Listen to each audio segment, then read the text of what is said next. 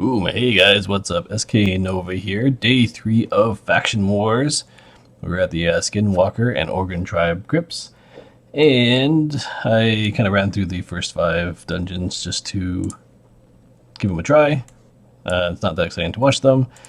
I'll just kind of go over my team here. I think I'm pretty lucky to have the characters I do have. I've got 3 level 60s. A lot of people probably have Steel Skull, Longbeard, and Norog. Longbeard's a really good legendary. Definitely, up there. A tier helps out a lot with counterattack / A1 damaging teams.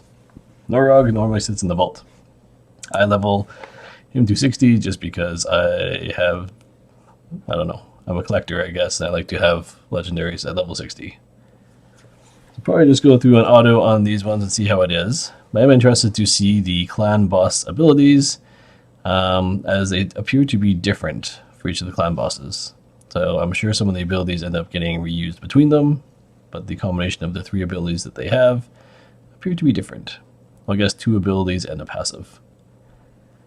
So I ended up 5-starring Flesh Ripper and Basher as 2 epic heroes that I had not previously leveled.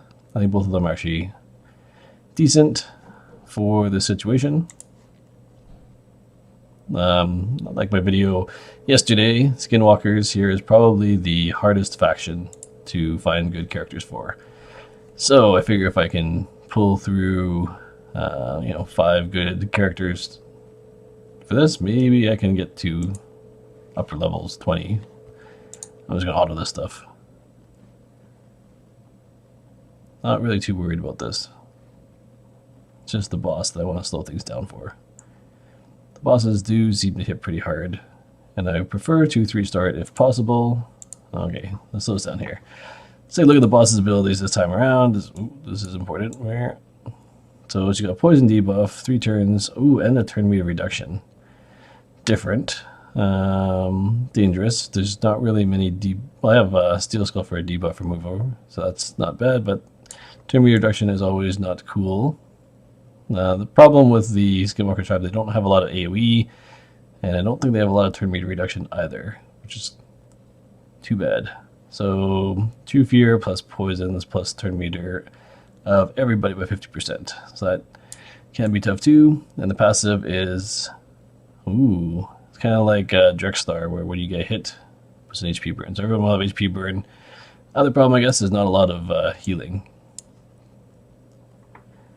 So let's this looks like the War Master, and this looks like Spirit Host as the minions. Oh man, let's not put on that slow. I don't want to attack the boss yet. Put HP burn on everybody. Let's take out the minions first. Let's go the safe road. 1 minion down, and doot. There's the, is A2, yeah. Turn meter decreased a little bit. Not terrible damage. I don't think I'm going to heal yet. I can transfer debuffs to the targets. Let's try to hit the boss with that and see what happens. No. Unfortunately not. Okay, yeah. Oh. Well, they already got a buff I probably can't remove, but no more buffs for you there. Let's try the AoE from Norog. Let's do the weaken on the boss. That's be more important. Good. They don't need a heal. Nope. So let's take out the minion dude here. Turn meter reduction on that. And then a poison. Interesting. I'm going to do a little heal up on everybody. Boop. Because, why not? That gets rid of the minion. And 2 turns till the Longbeard's big ability there. Nothing really here I need to clear off with Steel Skull's ability. Another poison. She did that. I guess Basher is my lowest level character, so it makes sense that boss, which I think is a she, could be a he. Hard to tell. I have trouble with that. I kept calling Aethel a dude for the longest time. The weaken debuff back on. Let's just protect everybody, because I'm feeling like, yeah, there's AoE. Oh, there's the fear. Ability to not take off. That's an awesome ability. If there's any characters that have it, we'll see. Maybe there's some new dwarfs we'll have in the next upcoming character release there. So there you go. Stage 7 done. No losses. We are out of crypt keys for this dungeon. So till next week. Oh, so one interesting thing I wanted to point out here too. There's 12 factions. They're doing 2 per day. So every 6 days, you would think that there's rotation. So tomorrow is Orc and Dark Elf. And at the end of this, I will talk about those 2 factions a little bit. Orc is another one that's a little bit tough in terms of viable heroes. Dark Elf, there's tons. It's probably one of the easier factions up there with Sacred Order. And then the day after that is the Undead Horde and Bannerlord. And that is basically our 6-day rotation. After that, also kind of interesting. So it goes to Night Revenant and High Elf, which I think is different because before it was Lizardmen and Night Revenant, if I remember correctly. After that, there's Lizardmen, but we don't know who the other faction is. So maybe it is Skinwalker or Ogryn again. So they're kind of mixing up the order. And then after that, there's a Sacred Order at 5 days. There's no one for 6 days or 7 days. And then all of a sudden, on 8 days later, there's Demon Spawn and Barbarian. So what happens in those middle 2 days? Is it turned off, or maybe are they all available? But you'd think that the Opens Inn would have all of them. I don't know. So it's probably another rehash of some of the ones that are going to be within the next 1 or 2 days. So Orc and Dark Elf, Undead, Bannerlord, I would assume, get repeated. So look out for that as well. Oh, look. A rare tome. Yes. Very good. So let's go with the Ogryn Tribe. I guess this is another one that could be troublesome for a lot of people. I was lucky to have, Big Gun, which really helps. I don't know if Skull Crusher is going to be amazing here, but maybe on the end boss it'll help out some. Bellower is fantastic with his AoE and 2 unkillables, which might be pretty good as well.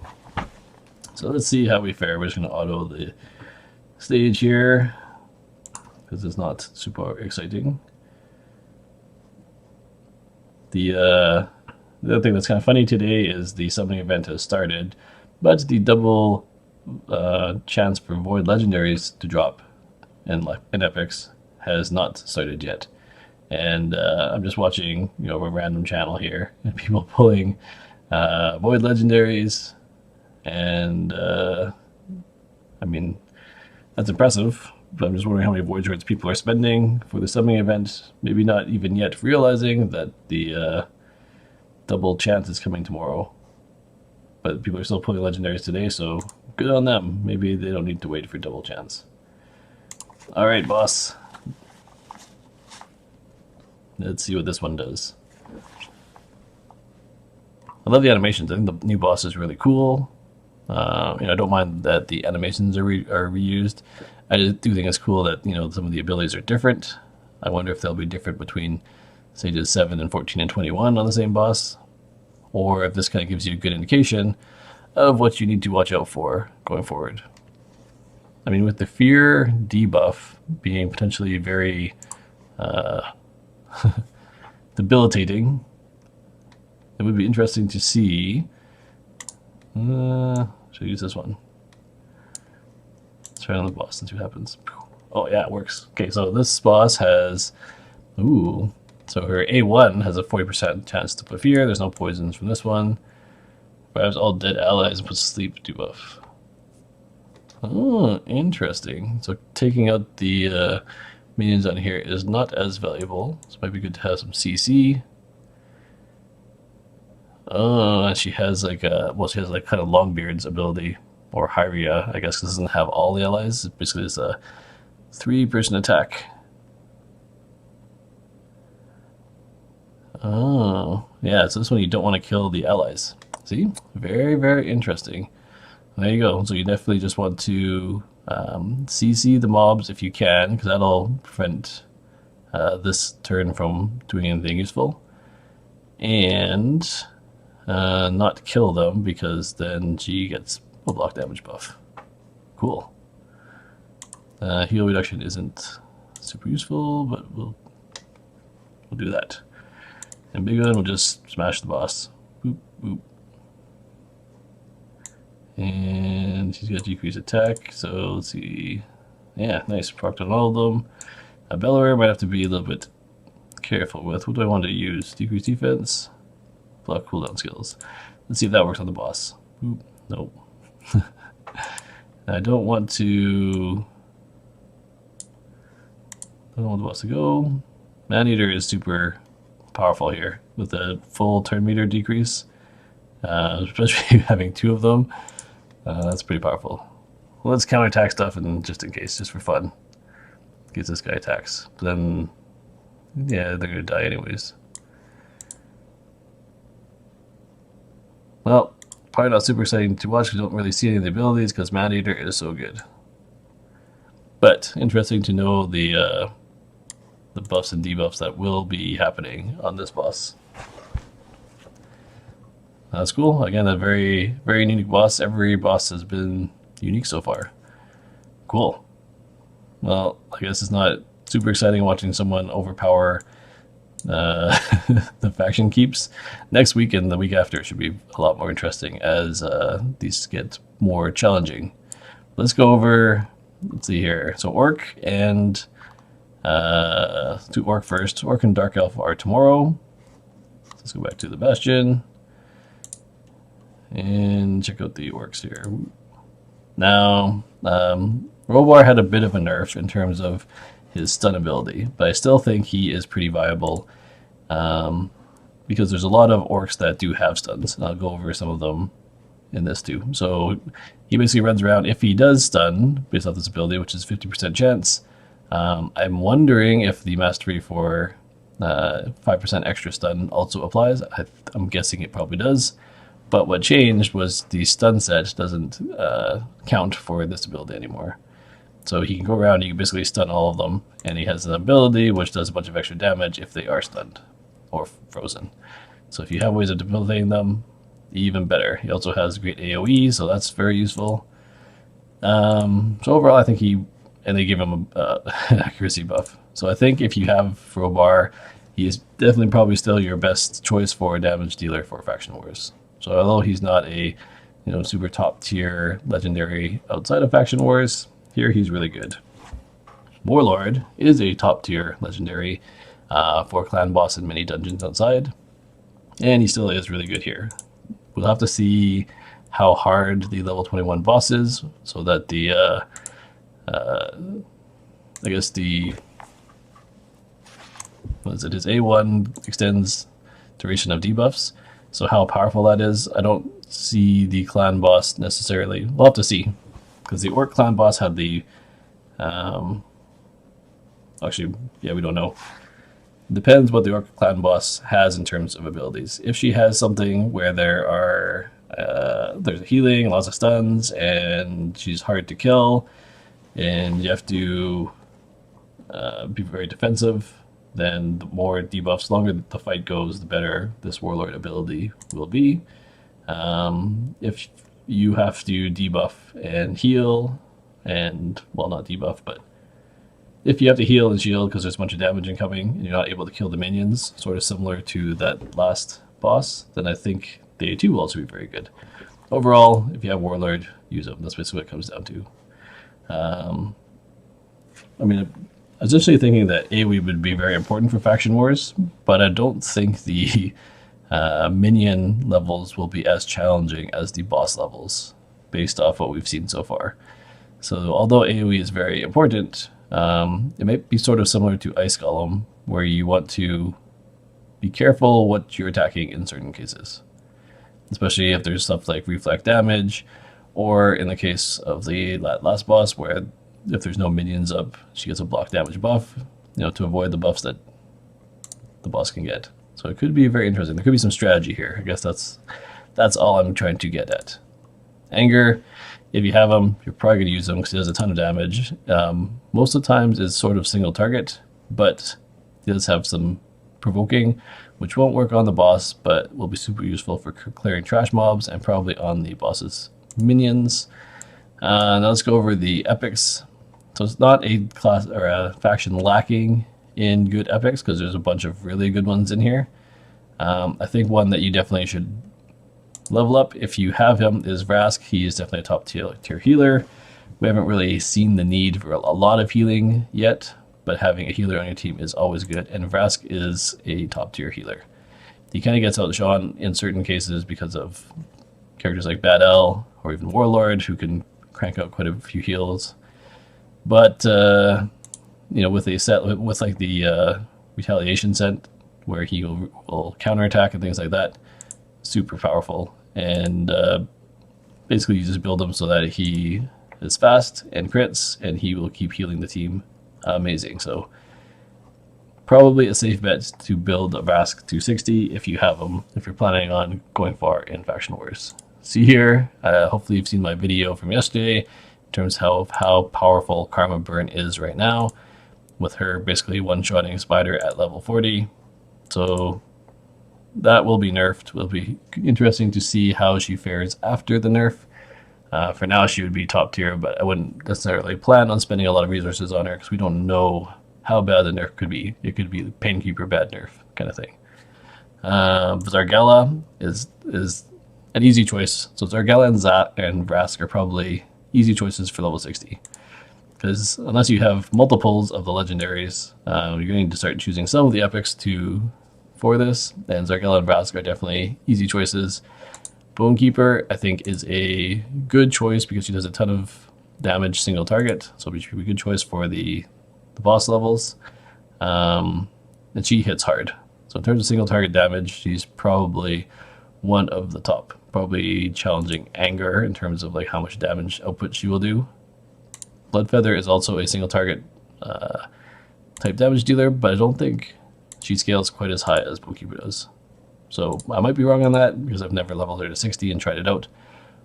But it just seems like I know people that have leveled the Bonekeeper, and she is very, very strong. So that's what. So Zargella, Bonekeeper, and Vrask are probably easy for sure's, if that could be the team that you're looking for. It'll give you the AoE, the heal, and good single target damage. Seer is a maybe based off the sort of nerfs that are definitely coming. Terror Beast has the interesting ability of the AoE Reflect. So, if there's a multi-hit ability, or depending on how often your team is getting hit, this could be useful. So I guess it's like this one, the Reflect damage buff. And he also has the stun debuff to pair with Robo, if you so have that. So he might be a okay backup choice, but if you had to choose between Terror Beast and some of the rares, I think some of the rares are actually better. So Gaelic, he is fantastic for this. He's great in Arena, right? And starting out, some people have him at level 60 already. He does a ton of AoE damage, and he's super strong. The reason why he has been deemed as one of the lower starting heroes to get was basically his use was mostly focused on Arena. Faction Wars wasn't out yet, so you didn't have as much use for him, but he is probably a top tier rare for Faction Wars. Let's put it that way. One of the better ones, so easy choice if you have him, and you don't have enough options in terms of AoE damage from, if you don't have Zargella, and you don't have, the legendaries maybe. Gaelic is an easy choice to do for this. He's going to be great. The other one, rare that's really good for potentially this, is Veteran, because of his A1 decreased attack. And decreased attack is a super powerful ability, especially in cases where you don't have a ton of good healers to choose from. And your real healer choice is Vrask and Warlord. And so if you don't have them, you need to reduce damage and possibly put lifesteal gear on a lot of characters, which is hard to do with 60 characters that you have to level up. That's a lot of lifesteal gear. So you want to find healers wherever possible and reduce the damage you take as much as possible. Some of the other ones, there's some niche abilities in the rare heroes. Nothing I'd say that really stands out other than Veteran and Gaelic.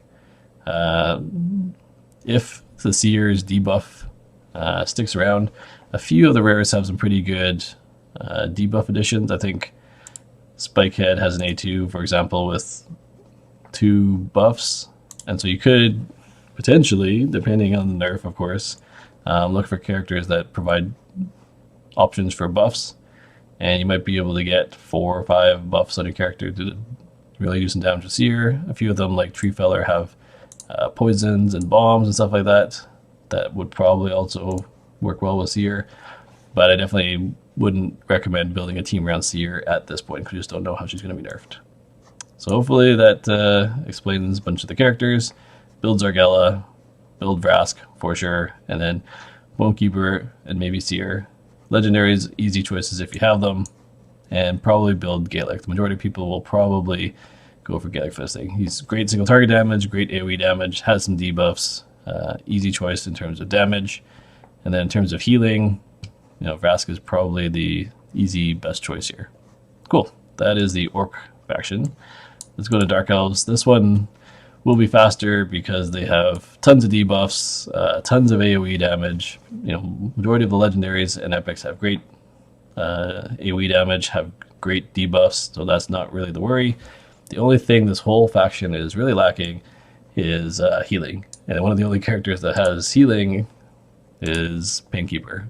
AoE healing, I mean healing that can heal other people. There's a bunch of characters that can heal themselves, but you want someone that can heal everybody. So even though Painkeeper was nerfed significantly when this only reduces 1 turn instead of, you know, all cooldowns, and Steel Bowyer was also nerfed heavily because he doesn't really base, this ability is no longer enemy max HP, I think is the nerf. KL, still amazing. Painkeeper, still amazing. Probably not Cold Heart for this. It depends. I don't see the boss having a ton of health, so I mean, if you have a level 60 Cold Heart, she's probably usable. But she's really important for the enemy max HP attack ability, and it doesn't seem like this boss will have a ton of HP, not like Spider and Dragon and Clown Boss and things like that. So it's a maybe for Cold Heart. I wouldn't necessarily plan on building her for this team. If the boss has a bunch of buffs, Mystic Hand is kind of a cool debuff removing rare hero with a little bit of the heal. So he might be your healing choice because there's not too many other choices out there. Any of the legendaries that provide AoE damage are really good. Vizier is really good on the boss, most likely. I mean, the only legendary I think that might not be super amazing is Astrolith, unfortunately, but she does have the turn meter A1, so that is still pretty good. That's Arena. This ability, although better than before, it's hard to get below 20% without being dead, so that's hard to use, and bombs are still meh. Spider, great debuffer. Illyria, great debuffer. Crimson Helm, the provoke plus block damage is amazing. AoE Reflect. Delver is probably the only epic that is a little bit meh. Lua and Sylar are absolutely amazing for turn meter decrease and AoE damage. So more than enough choices in the Dark Elves. I won't go over all the details because it probably isn't one that people are struggling with. And I like to give the hard to find information rather than the easy stuff. use whatever legendary you have if you have them, or multiple legendaries, and you probably only need to choose 4. So you've got them from your epics easily, and you still have a bunch of really good rares. KL, Mystic Hand, Painkeeper are probably easy choices if there's a lot of debuffs. Spirit Host has a AoE debuff removal.